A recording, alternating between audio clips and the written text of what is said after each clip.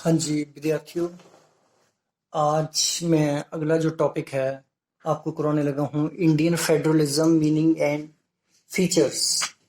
भारतीय संघवाद, अर्थ और विशेषताएं।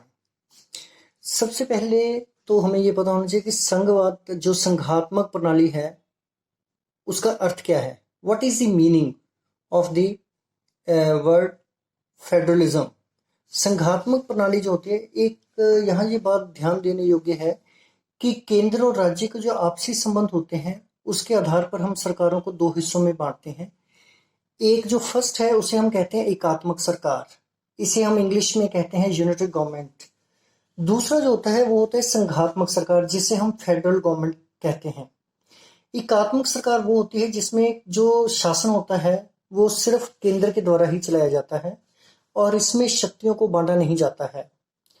जबकि जो संघात्मक सरकार होती है इसमें शक्तियों को केंद्र और राज्यों के बीच में बांटा जाता है। जब हम संघात्मक प्रणाली की सरकार की बात करते हैं तो दुनिया में सबसे पहले जो संघात्मक प्रणाली जो अपनाई गई थी वो अमेरिका में अपनाई गई थी, जब अमेरिका में संविधान 1799 में 1789 को लागू हुआ था। इसके बाद और भी दुनिया के बहुत सारे देश हैं जहां पर संघात्मक प्रणाली पाई जाती है, जैसे ऑस्ट्रेलिया, पाकिस्तान, कनाडा और इवन भारत में भी संघात्मक प्रणाली पाई जाती है, क्योंकि भारत में भी केंद्र और राज्य के बीच में विषयों को बांटा गया है। अब नेक्स्ट जो है वो है संघात्मक शब्द की उत्पत्ति। उसकी उत्पत्ति कैसे हुई? Origin of the word federalism या फेडरेशन।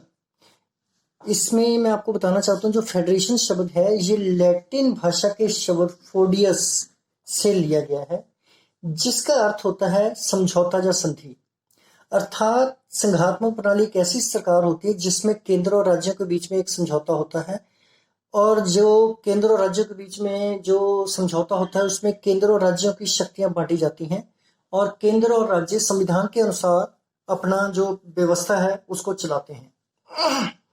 आगे नेक्स्ट है डेफिनेशंस ऑफ फेडरल गवर्नमेंट। जो संघात्मक सरकार है उसकी विशेषताएं क्या है, इसके संबंध में बहुत सारे जो स्कॉलर्स हैं, पॉलिटिकल साइंटिस्ट हैं, उन्होंने अपनी अपनी परिभाषाएं दी हैं। प्रोफेसर डाइसी जो थे, बहुत ही हाई लेवल जो पॉलिटिकल साइंटिस्ट थे, उनका कहना था संघात्मक राज्य एक राजनीतिक व्यवस्था है जिसका उद्देश्य राज्यों के अधिकारों को कायम रखते हुए राष्ट्रीय एकता को बनाए रखना है। अर्थात according to professor Dicey, a federal state is a political contrivance intended to reconciliate national unity with maintenance of state rights।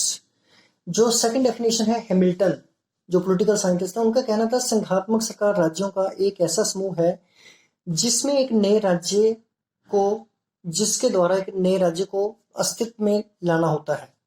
According to Hamilton, federation is an association of the states that form a new one. इसके अलावा Montesquieu हैं, doctor फाइनर हैं, उन्होंने भी अपनी जो है इसके संबंध में अलग अलग परिभाषाएं दी हैं। अब जो है नेक्स्ट है फेडरल सिस्टम इन इंडिया। अब सवाल ये उठता है कि भारत में संघात्मक प्रणाली किस तरह से है। भारत में संघात्मक